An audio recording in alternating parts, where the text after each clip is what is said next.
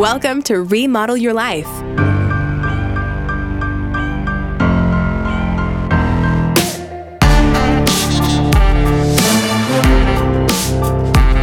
We are shining the light on women working in the trades and remodeling their life into something better. Join a female cabinet maker in California in bringing together kitchen remodeling and working with your hands for a living. Welcome your host, Camille Finan.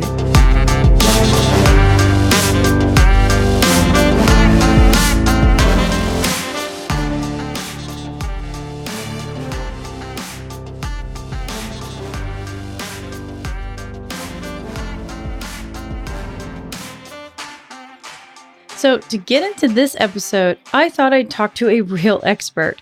No, not an art historian or a museum director, but a real expert, a regular person who might incorporate art into their home or life just because they are drawn to it.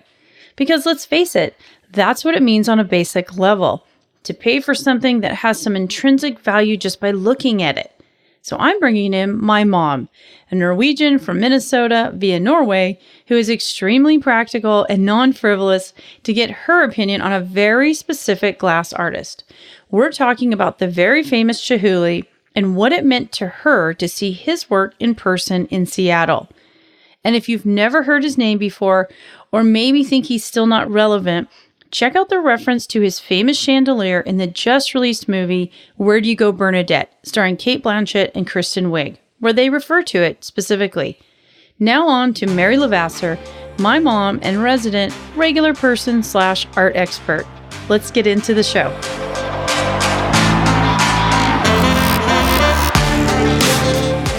Everybody. Today I've got my mom with me, so I'd like to welcome Mary Levasseur to the show. Mom, thanks so much for being here today with me.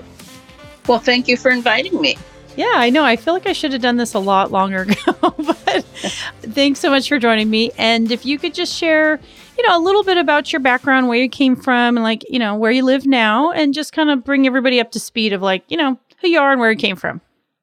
Okay, well, I grew up in Bemidji, Minnesota, which is the icebox of the nation back then, and moved to California in 1967.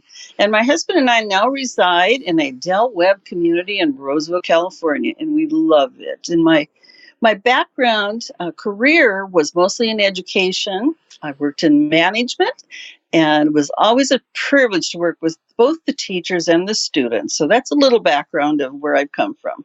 That's awesome. And what do you miss? You mentioned Bemidji. What do you miss about Bemidji still? It's so beautiful. Minnesota itself is, the state of 10,000 lakes, and everything's green, and it's just really a beautiful state. And it's so clean and pure and pristine, but I don't miss the winters. Yes, which is what I was going to ask about. So what do you love about California? Well, you know what? California is a very interesting state, and I've been actually here since 1967 now. Lived all up and down the state, and it's really a beautiful, beautiful state. We live inland in Roseville, and we love where we live because we're within 2 to 3 hours of anything we want to do. We can go to Reno, we can go to San Francisco, and the Del Webb community is just a wonderful community. We've lived here 7 years now, and you just couldn't ask for better people.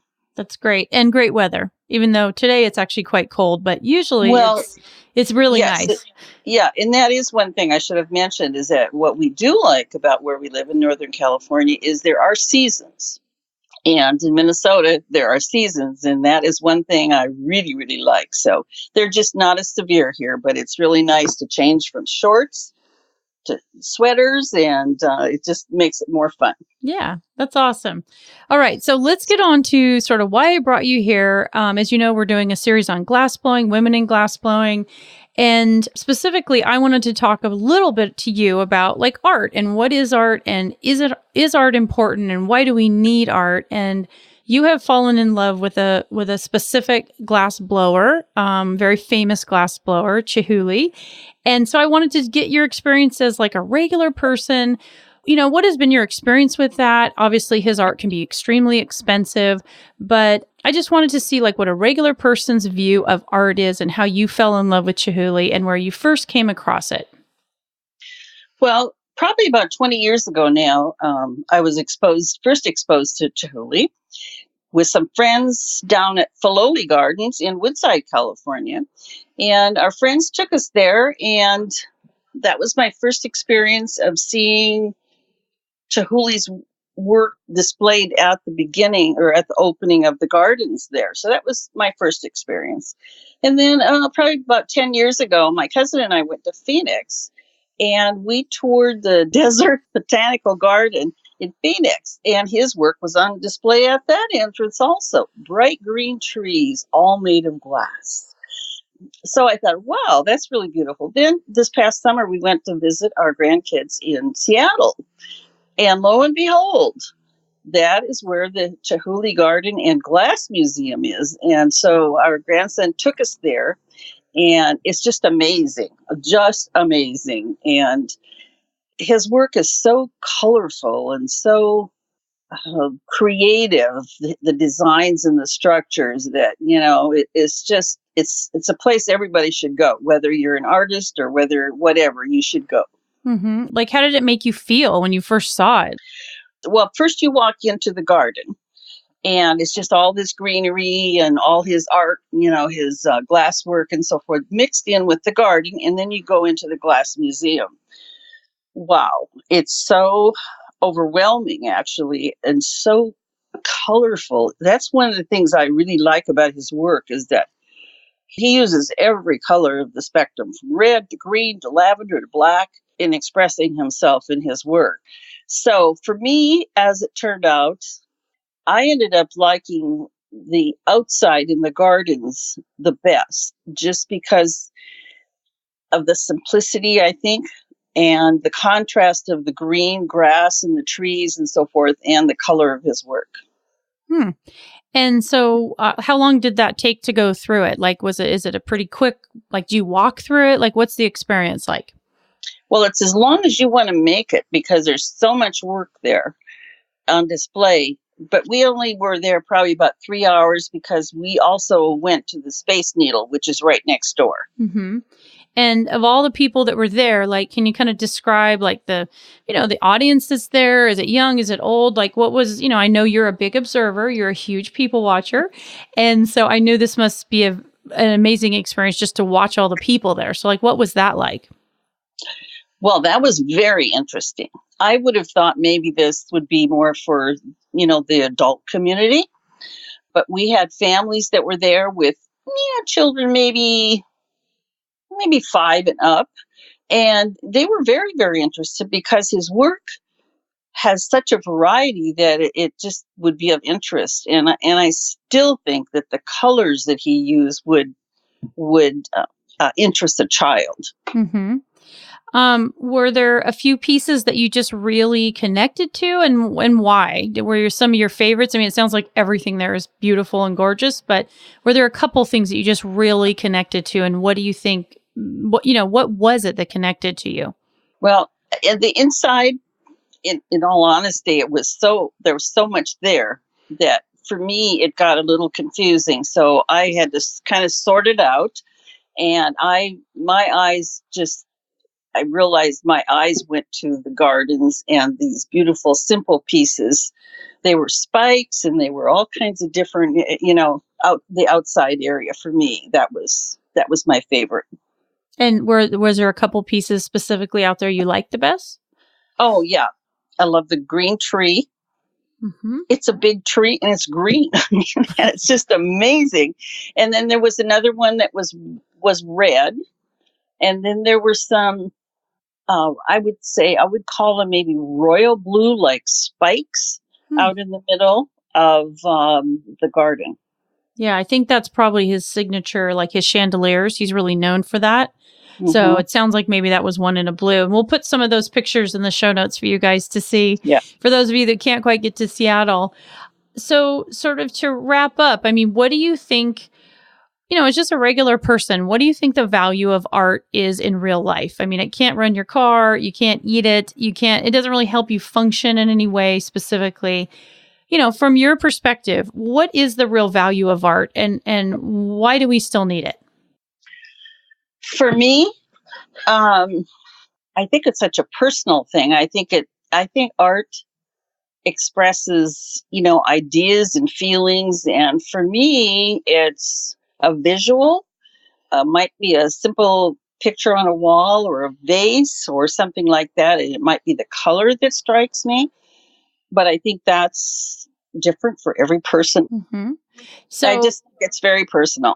Right. And so for you personally, how did it make you feel like being there in that garden? I felt like even though there were people there, I just felt like it was about me sitting in the midst of this beautiful, beautiful arrangement. That's awesome. It really put me at peace. I can't describe it any better. That's awesome. I love it. Well, there you go, people. From a regular person, a regular mom, that's the value of some simple, gorgeous, fantastical glass in the middle of a field, basically. You kind of felt like one of the flowers, basically, in that universe. So I think that's great, Mom. I love it. Thanks for sharing. You took some beautiful photos. Mom's an amateur photographer. We'll put some photos from the gallery. And we'll see you guys next week where we wrap up our final interview with Shannon and this series. So thanks so much, Mom. Thank you very much for inviting me.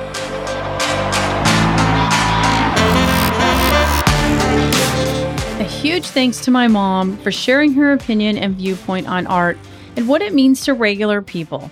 Since I don't make pieces of art and I don't really consider building kitchen cabinets art in the same way, it's hard for me sometimes to relate to, but I do feel a better connection to this now. So let's wrap this up and get to our final interview with Shannon and see why she left her very successful career as a glassblower in the Renaissance Fair and took the risk to build something even bigger and better on her own.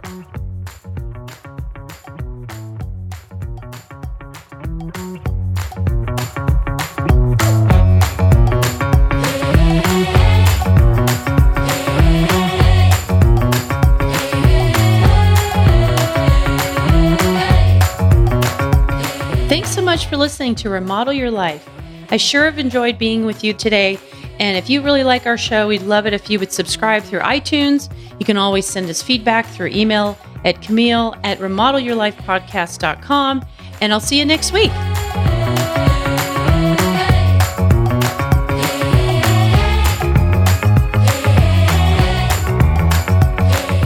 Thank you for listening to the Remodel Your Life podcast. This episode has ended, but your remodeling journey can continue. Head over to remodelyourlifepodcast.com to access all the resources, tools, and links mentioned in this episode. Until next time, get your hands dirty and create the life you want from the foundation up. And thanks again to Blue Apron. I just love cooking with them and so appreciate their support of my show.